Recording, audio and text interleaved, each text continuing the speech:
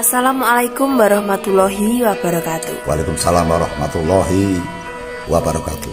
Selamat malam teman-teman, salam rahayu bagi kita semua, salam sejahtera bagi kita semua. Jadi pada malam hari ini kita akan membahas satu fenomena yang terjadi pada dunia, utamanya pada bumi Nusantara kita pada hari-hari ini. Jadi teman-teman, kita akan membicarakan tentang bencana alam yang akhir-akhir ini marak terjadi di berbagai daerah di wilayah Nusantara atau di negara Indonesia ini. Oke teman-teman, tapi sebelum lanjut saya ingatkan bagi kalian yang baru bergabung, silahkan pencet tombol subscribe-nya dan aktifkan tombol loncengnya sebagai bentuk dukungan untuk channelnya Mbah Kendil Jopo Montro. Jadi teman-teman, kita tahu bahwa akhir-akhir ini banyak sekali terjadi bencana, terkhusus adalah bencana banjir. Kemudian ada lagi angin puting beliung yang baru saja terjadi di daerah dekat kami, yaitu di daerah Madiun yang menghanguskan 3 desa sehingga banyak ratusan rumah yang terkena dengan angin puting beliung dan hancur. Kemudian daripada itu juga banyak sekali dari berbagai daerah yang terjadi bencana alam. Apakah ini ada kaitannya dengan mimpi Mbah Kendil ataukah ada fenomena-fenomena lain yang tersembunyi di jagat raya ini? Gimana Mbah, ini menurut panjenengan tentang fenomena alam yang sedang terjadi di dunia, khususnya di Indonesia ini yang menjadi gegernya masyarakat saat ini Mbah? Teman-teman yang saya hormati dan saya muliakan, kita bicara tentang musibah atau bencana alam. Bencana alam sebelum kita lahir itu sudah ada. Sehingga pada zaman dulu banyak peninggalan sejarah seperti Candi Borobudur, Candi Penataran, dan banyak candi-candi yang tertutupi, tertimbun oleh tanah itu bisa digambarkan bahwa dulu pernah ada bencana alam yang sangat dahsyat sekali. Sehingga kita tidak boleh heran tentang bencana-bencana yang ada di dunia ini. Kita berani hidup, harus berani mati. Jadi kita nggak perlu kita resah dan gelisah. Yang penting kita bersandar kepada keagungan Allah SWT. Yang pertama. Yang kedua, ada kalimat yang diutarakan para leluhur yang digambarkan oleh Sabdo Palonoyo Genggong dan Ki Lurah Bodro Semar, bahwa yang berbunyi ndoro jagat niku butuh namo rame. Rame ning jagat niku saking tingkah pakartine manungsa dhewe. Senajan saking tingkah pakartine manungsa dhewe, manungsa diwenangke golek kamardikan, syukur iso golek kamardikan batin, golek kawruh wajibe urip, uripe kawruh hangane hangawaruhi, uruh wonten panggon panarima lan panalongso. Ndoro premo saking menika sampun ngantos gesang ning alam donya menika, hanglangut tanpa pegut, ajrih ing pamengku, mboten usah kuwas lan kuwatir. Tiyang niki kados kula niki, jeneng kula Semar, kula dateng Kasamara samoga mulai jaman, mati gelem urip nggih purun.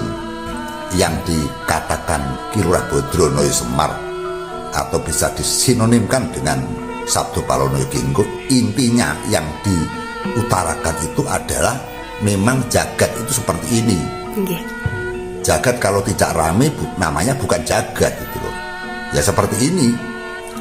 Ada bencana, ada susah, ada bunga, ada bejo, ada ciloko, ada mulyo, ada sengsoro, ada pahit, ada getir, ada siang, ada malam, ada dingin, ada panas dan sebagainya.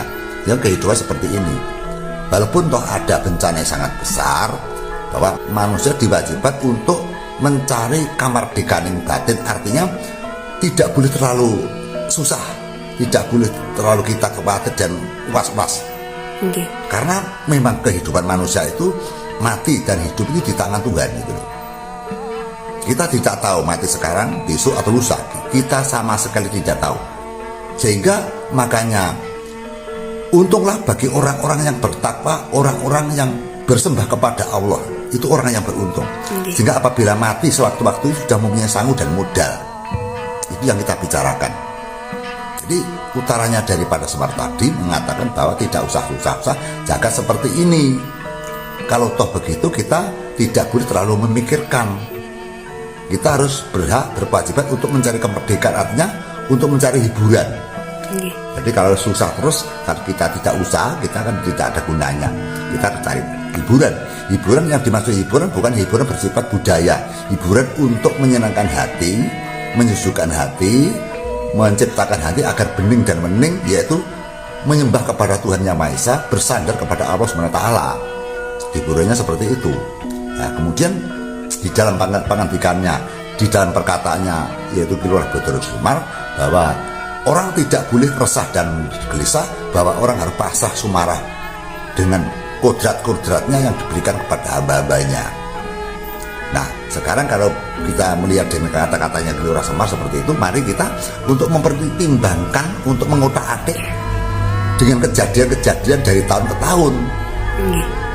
Dari era Pak Karno, Pak Harto, Gus Dur, Joko Widodo sampai sekarang sudah berganti-ganti presiden. Kemudian semakin lama situasi bangsa dan situasi negara dan situasi alam selalu panas dan memanas. Sehingga dari kemanusiaannya banyak orang yang tegel, banyak orang yang mentolol, banyak orang yang berbuat jahat, banyak orang yang berani untuk menipu, berani orang untuk membunuh temannya, membunuh anaknya dan sebagainya. Padahal yang namanya agama sudah beredar di Indonesia. Tapi kenapa jiwa-jiwa atau sifat-sifat manusia selalu murka, selalu kejam, selalu tidak takut dengan dosa? Makanya dengan adanya alam seperti ini kita bisa berpikir ke arah situ, bahwa atas hancurnya, atas rusaknya alam itu kalau dipikir karena manusianya sendiri. Alamnya tetap diam saja. Kenapa demikian? Contoh, hutan yang sejuk, hutan yang belantara, hutan yang sangat indah bisa untuk menciptakan sirkulasi udara yang indah. Kemudian hutan ditebang. Dulu kalau ada angin lisus itu berada di oro-oro atau di persawahan atau di petegalan, atau di kebun. Sekarang yang namanya lisus, puting beliung itu sekarang malah merambah ke masyarakat, ke rumah-rumah. Kalau dulu lisus itu berada di kebunan atau di perhutanan atau di persawahan, jarang di rumah itu. Kenapa demikian? Karena pada era dulu adalah yang menghalangi angin puting beliung adalah pohon-pohon yang besar, sehingga dihadang oleh pohon-pohon besar. Berhubung pohon-pohon yang besar tidak ada, maka sirkulasi arus angin menuju kepada masyarakat atau rumah-rumah perdesaan. Itu kalau dipikir kan salah manusianya. Ada lagi perhutanan yang sangat dahsyat, yang sangat hebat, diperpindahkan untuk menjadikan lahan pertanian. Dalam posisi untungnya bahwa prestasi untuk penghasilan masyarakat itu meningkat, ruginya adalah ekosistem alamnya yang menerima kehancuran. Yang kedua, dengan hasil bumi misalkan minyak, batu bara, emas, timah dan sebagainya yang ada di perut bumi diambil oleh manusia untuk kebutuhan manusia, maka bumi akan menjadi rusak. Saya ulang lagi, banyaknya akses kemajuan zaman bahwa di desa baik di kota itu adanya bangunan-bangunan yang sangat merajalela atau semarak, artinya banyak lahan atau banyak jalan-jalan yang sudah dikasih atau jalan yang halus, misalkan dikasih aspal. Saya ulang lagi, banyak jalan-jalan yang dulu berupa tanah sekarang menjadi aspal Korea, sehingga air yang bisa meresap di tengah-tengah jalan sehingga tidak bisa meresap. Yang kedua, dari bangunan-bangunan rumah, sehingga di dalam area untuk meningkatkan pembangunan negara, majunya negara membutuhkan tempat-tempat yang nyaman, jalan-jalan yang nyaman, banyaknya jalan yang dicor atau kena aspal sehingga air tidak bisa meresap ke dalam tanah. Sehingga dengan air tidak bisa meresap ke dalam tanah, bisa dimungkinkan air itu membeludak, bisa menghancurkan bangunan-bangunan dan tanah yang longsor. Itu permasalahan dari situ. Kemudian ada permasalahan lagi yang berbentuk adat istiadat atau budaya yang bersifat dengan kepangeranan atau yang bersifat dengan gaib. Sehingga pada zaman era dulu orang masih percaya dengan kepercayaan atau bisa dikatakan animisme, dinamisme atau percaya dengan adat. Contoh, dulu masyarakat Indonesia terutama orang Jawa masih benar-benar menyukuri tentang keberadaan keberkahan daripada alam. Jadi dari geni, banyu, bumi, angin semua merupakan kekuatan alam. Di dalam bumi bahwa akan menciptakan sebuah penghasilan yang besar, baik itu berupa barang tambang atau berupa tanaman. Teman-teman saya hormati, bahwa tentang adanya bencana alam kita bisa lari kepada kemajuan zaman yang bisa meningkatkan dengan bencana yang besar dengan penebangan hutan, kemudian pengeboran tanah-tanah yang sangat berbahaya.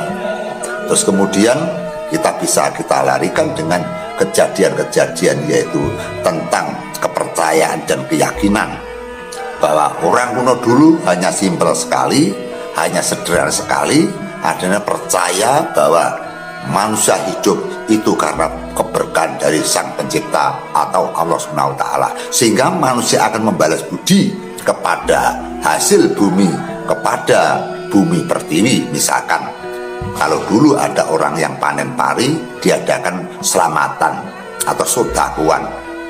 Di sawah-sawah diadakan ritual yaitu dengan cok bakal dan beberapa takiran untuk bersyukur atau untuk mengagungkan kepada Sang Pencipta rasa terima kasihnya.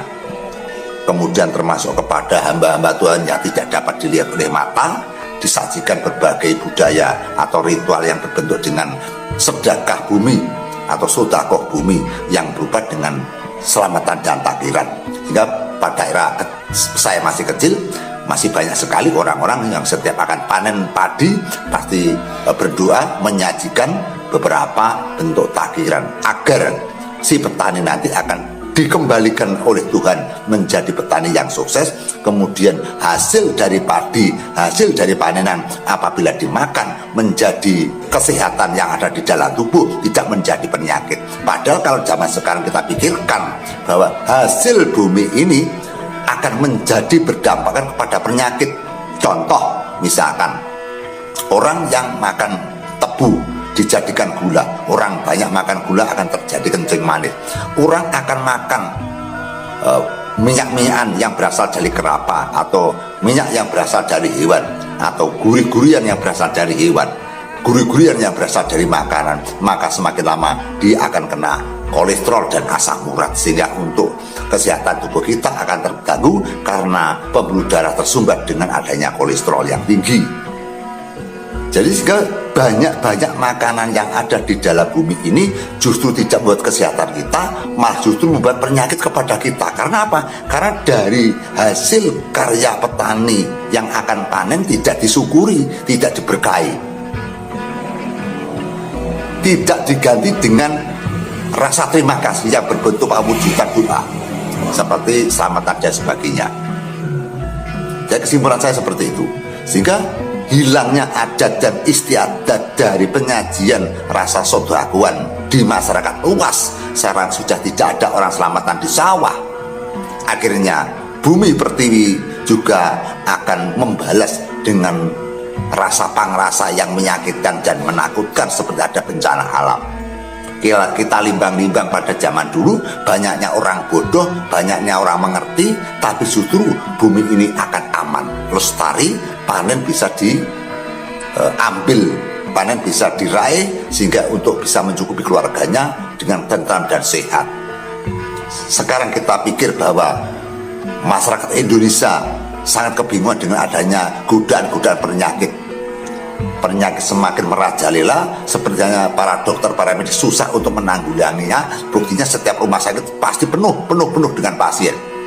Banyaknya rumah sakit tidak akan berkurang dengan pasiennya, banyaknya rumah sakit malah justru semakin panjang, semakin banyak para pasien yang berada di tempat rumah sakit.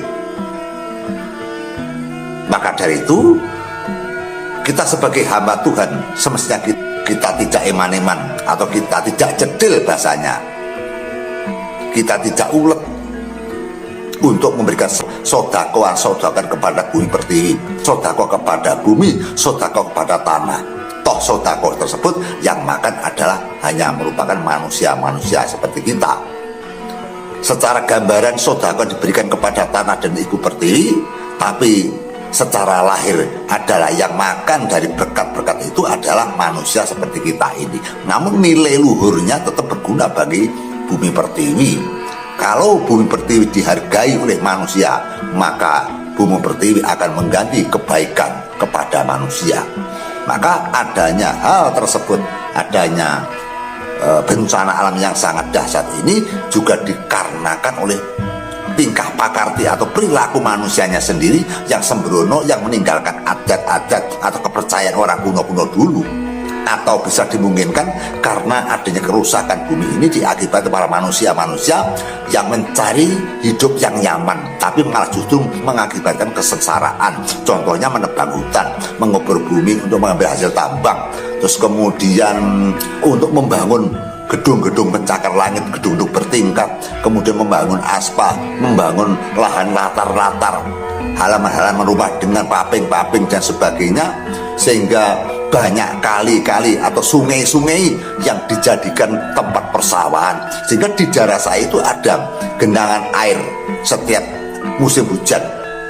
Sungai yang sangat luas, sungai yang sangat panjang, tapi berhubung airnya tidak ada, akhirnya dibuat persawahan, sehingga air yang mestinya harus lewat sungai ternyata dijadikan sawah. Akhirnya air tadi naik ke daratan atau pemukiman warga, sehingga warga akan kesulitan adanya banjir tersebut. Mari kita berbenah diri saudara, sehingga adanya bencana seperti ini bisa dimungkinkan karena kita-kita yang sembrono, kita-kita yang kurang waspada, kita-kita yang kurang menghargai kepada alam semesta. Alam semesta juga dapat bicara karena dia juga ciptaan Tuhan. Alam semesta juga patut untuk dihargai, patut untuk dihormati karena mereka adalah yang menghidupi kita. Contoh, kita punya sawah itu alam semesta. Kita tidak punya sawah, kita juga tidak bisa makan karena hasil para petani adalah dari sawah dan kebun. Kemudian dari lautan dan sungai menciptakan ikan-ikan juga untuk kepentingan kita, untuk kepentingan manusia. Sehingga dari kenakalan para manusia yang tidak peduli kepada adanya ekosistem di bumi ini, maka rusaknya bumi, rusaknya lahan diakibatkan dari kebutuhan manusia yang sangat penting. Namun demikian, manusia tidak ada perlunya untuk berhati-hati menciptakan kembali bahwa ditanam lagi sebuah kumpulan atau banyaknya hutan-hutan lindung atau hutan-hutan liar atau di kebun-kebun menanam tumbuh-tumbuhan yang bisa untuk memberikan oksigen atau memberikan kesejukan di dalam ruang lingkup jagat raya ini, sehingga banyaknya tumbuh-tumbuhan untuk bisa menghadang angin lesus atau angin puting beliung. Jadi bisa untuk menghadang angin puting beliung karena adanya pohon-pohonan di sawah yang sangat lebat, ada pohon-pohon yang sangat lebat di dalam hutan, sehingga sirkulasi arus angin tidak merambat di perkampungan, tapi dihadang di persawahan-persawahan. Yang rusak bukan di perkampungan, yang rusak adalah di persawahan atau di hutan. Itu penyebabnya, saudara. Di samping itu, yang pertama adalah atas kesalahan atau keberanian manusia yang terlalu senang bertengkar, yang berani orang menghina, kemudian orang yang merasa pintar, orang yang merasa kuasa, orang yang tidak peduli dengan keadaan budi pekerti, orang-orang yang berani menjalankan perbuatan yang tercela, orang-orang yang berani dan mentolo dengan anak keturunannya, misalkan dibunuh, disiksa dan sebagainya. Jadi kekejaman manusia yang ada di muka bumi ini bisa berpengaruh kepada alam semesta. Sehingga dulu pada zaman saya masih kecil, kalau di bulan Purnomo Siji, semua pada keluar di lahan atau di latar untuk melihat rembulan, menikmati suasana malam. Sepertinya orang-orang tersebut juga mengakui dan mengagungkan atas karya cipta Tuhan Yang Maha Esa, yaitu mengagungkan hasil cipta karya seperti bulan, bintang dan sebagainya. Hal seperti itu maka Tuhan akan senang, sehingga bumi ini akan menjadikan awet dan bumi akan menjadikan indah, tidak akan mengganggu kepada manusia-manusia yang ada di muka bumi ini. Maka dari itu kita sebagai orang Jawa hendaknya untuk menata ulang bahwa jangan sampai perkebunan hanya diambil hasilnya saja. Kita harus berpikir untuk yaitu ekosistem yang ada di dalam bumi ini, untuk menanam pohon-pohonan yang sangat besar atau yang bisa besar untuk menjadikan dari angin atau udara di O2 menjadikan CO2, agar perpindahan angin, perputaran angin bisa berjalan dengan baik, sehingga tidak akan merusakkan alam semesta yang ada di jagat raya ini. Yang kedua, adanya dengan teknisi yang mutakhir, seperti adanya sinyal-sinyal yang diganggu oleh pesawat radio, TV dan HP, itu juga mempengaruhi dengan kerusakan daripada angin-angin yang berkeliaran di jagat raya ini, pemirsa. Di samping itu, banyaknya orang-orang yang merasa kuasa, banyak orang-orang yang merasa pintar, sehingga sepertinya manusia seperti dikuasa atau superpower, dan merasa kadang-kadang seperti jagat raya digegem. Manusia merasa bahwa bumi seisinya digenggam, merasa pintar, merasa kuasa. Akhirnya Tuhan Yang Maha Pencipta mencoba dengan kekuatan dan keimanan manusia, sehingga ramenya manusia yang ada di muka bumi menjadikan sumuknya jagat raya, menjadikan panasnya jagat raya, sehingga jagat raya akan menciptakan huru hara yang bersifat malapetaka. Pemirsa, semakin lama semakin tahun ke depan kita semakin khawatir bahwa kalau semacam ini banyak kejadian malapetaka atau musibah-musibah yang ada di muka bumi ini, kita akan takut sekali karena kelihatannya di muka bumi ini akan semakin lama akan semakin rusak, di muka bumi akan semakin lama semakin panas. Di situasi kemasyarakatan negara semakin lama juga merasakan kepanasan. Banyaknya orang engkel-engkelan, banyaknya orang yang memfitnah, banyaknya orang yang saling menjatuhkan, banyaknya orang yang berebutan jabatan, banyak orang yang saling menghujat dan menghina, banyaknya orang yang benci sama orang. Itulah yang menjadikan panasnya suasana bisa merusak isinya atau situasi jagat raya ini. Maka saya tindaskan bahwa agar bencana itu reda, mari kita sebagai warga negara, kita sebagai rakyat jelata, kita sebagai hamba Tuhan untuk berbuat baik kepada siapapun. Tentrem ayam jinem, gampang anggone sandang redane, dimurahkan rezekinya, kemudian mulya dan binoto. Itu cita-cita para kaula alik yang ada di masyarakat kecil. Sehingga kalau kita ini berbaik kepada siapapun, menghormati kepada aparat negara, kemudian ikut serta menjunjung keagungan negara, ikut serta untuk meningkatkan prestasi pendidikan para pakar-pakar cendekiawan agar negara ini bisa maju, yang tidak berpengaruh, yang tidak akan merugikan suasana keadaan di jagat raya ini. Di samping itu, adanya alat-alat yang modern seperti ini, banyaknya virus-virus sekarang diakibatkan dengan peralatan zat kimia, sehingga banyaknya virus juga diakibatkan karena manusia yang pintar untuk mengotak-atik agar kehidupannya bisa layak, tapi efek sampingannya virus yang diciptakan atau virus yang berasal dari media kimia, maka bisa menjadikan virus yang mematikan bagi manusia. Sehingga adanya hal tersebut, maka yang paling penting adalah kita adalah yang pertama, manusia harus berbaik kepada siapa, jangan kepada manusia atau kepada teman, kepada siapapun yang bersifat untuk menciptakan kerukunan, menciptakan kedamaian, saling hormat menghormati atas kapasitas kemampuan orang lain. Jangan sampai kita iri dengki kepada orang-orang yang sukses atau orang-orang yang memiliki jabatan yang tinggi atau orang-orang yang pintar. Karena setiap manusia itu mempunyai wadah sendiri-sendiri. Kita dipenuhi dengan banyak kesadaran yang merendahkan diri bahwa kehidupan ini sudah tertata rapi oleh Allah, oleh Tuhan. Sehingga kita hidup miskin, kita hidup kaya itu sudah tertata rapi. Mati kita, hidup kita juga sudah tertata rapi oleh Tuhan Sang Pencipta alam. Adanya hal seperti itu, maka kita harus pasrah dan sumarah di samping untuk berusaha yang maksimal. Yang penting adalah kita untuk menata ulang agar adat istiadat yang ada di Indonesia jangan dimusuhi, agar dunia ini bisa tentram kembali zaman seperti dulu. Kita kalau ingat bahwa dari tahun ke tahun semakin banyak banjir, semakin banyak gempa bumi, semakin banyak tanah longsor, ini akan diajak kemana jagat ini? Kalau dibiarkan ini nanti akan menjadi hancur-hancuran di jagat raya ini. Apalagi saya pernah bermimpi bahwa di samudra itu ada ikan raksasa seperti ikan paus atau ikan hiu yang keluar dari persada samudra.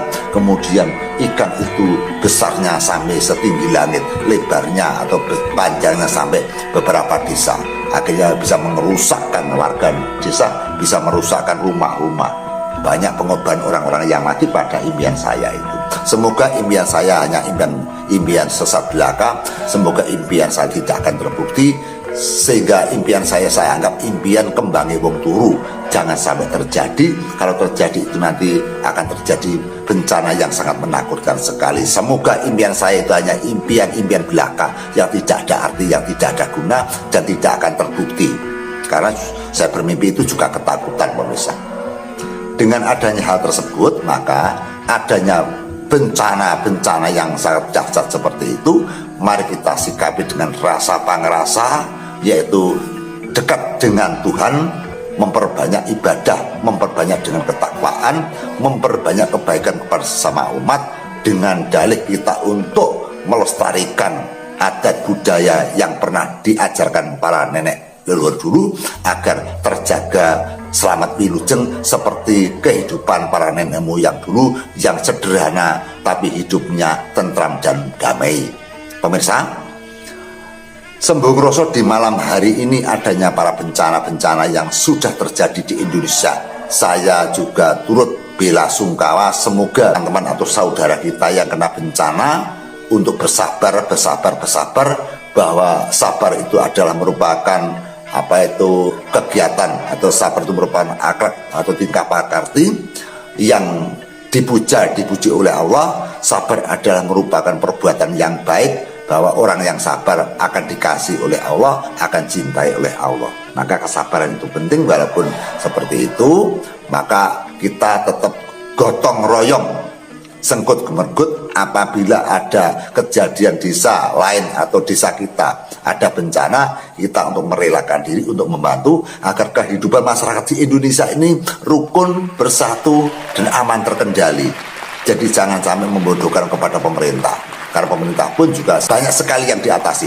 Tidak hanya satu desa, tidak hanya satu kecamatan, tidak hanya satu kabupaten, berbagai pulau, berbagai provinsi, berbagai kecamatan, berbagai kabupaten, banyak yang terjadi adanya bencana alam. Maka untuk itu kita juga tandang gai senggut bergut, rewang-rewang, rewang-rewang atas, malang-malang untung, yaitu ikut menenteramkan, ikut membangun desa, ikut menata alam ini menjadi alam yang indah, alam yang dingin, sehingga kita akan bisa mengerem agar musibah-musibah ini tidak akan membesar lagi, justru malah semakin menyusut, sehingga kita tidak ada rasa ketakutan.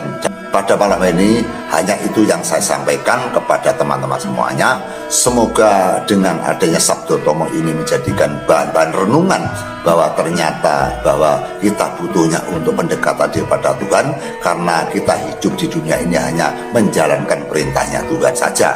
Maka dari itu memperbesarlah keimanan, tebalkan dengan rasa keyakinan untuk mengabdi kepada Tuhan. Dengan pengabdian itu mungkin insya Allah Allah akan membalas dengan keamanan, kedamaian, ketentraman yang ada di bumi ini atau di jagat raya ini. Semoga doa saya tidak berlantur-lantur, musibah akan reda, musibah akan hilang, tidak ada musibah atau bencana yang datang yang akan mengguncangkan jagat raya ini. Karena di samping kita juga berusaha, bahwa saya pernah bermimpi yang sangat berbahaya, adanya gencatan dari Segoro Kidul. Gencatan yang dimungkinkan adalah air laut akan tumpah di bumi pertiwi ini. Semoga impian itu tidak akan terbukti, semoga tidak akan nyata lagi atau tidak nyata, hanya impian-impian belaka. Kalau toh itu terjadi, itu sangat menyakitkan, sangat menakutkan. Sehingga kadang-kala kita juga takut, karena pada waktu malam, pada waktu siang kita tidur juga takut. Jangan-jangan ada gempa bumi yang dahsyat sehingga rumah-rumah pada roboh. Bagaimana kehidupan keselamatan kita dan anak kita? Ya, kalau kita bisa melihat, kalau kita ketiduran yang nyenyak, kemudian ada gempa bumi yang dahsyat, misalkan dari 15 skala liter, kita akan berbahaya. Sehingga kadang-kadang kami juga berpikir, kami juga ingin untuk merupakan rumah-rumah yang sangat sederhana yang berasal dari bambu, sehingga apabila terjadi gempa bumi kita tidak ada ketakutan, kita tidak akan merasa khawatir. Namun demikian, kita tetap kembalikan bahwa kehidupan kita benar-benar dikendalikan, diatur Sang Pencipta. Maka kita juga tidak boleh terlalu takut, juga tidak boleh meremehkan kejadian alam semesta yang akan berbahaya adanya bencana alam ini. Pemirsa, untuk yang terakhir adalah mari kita berbuat kepada siapapun, mari kita mencintai kepada bumi pertiwi, mencintai alam semesta, sehingga alam semesta akan membalas kebaikan kepada kita, sehingga alam semesta akan menghidupi kita dengan nyaman dan terang damai dan rahayu selamat wilujeng. Cukup sekian pemirsa yang saya sampaikan. Apabila ada kekurangan dan ada kesalahannya, ada kegelapan ucapan saya, maka saya minta maaf yang sebesar-besarnya. Karena kita sebagai manusia wajar, kadang-kala kita berucap itu tidak terasa pada yang kita ucapkan adalah salah dan menyinggung perasaan teman-teman semuanya. Apabila itu terjadi, maka saya minta maaf atas kerancangan saya, atas kegelapan saya yang tidak saya sengaja. Cukup sekian saya ucapkan. Ihdinas siratal mustaqim. Wassalamualaikum warahmatullahi wabarakatuh. Sak bejo jane wong kang lali, isih luwih bejo wong kang eling lan waspada. Sura sudira janing kang lebur dening pangastuti. Sallallahu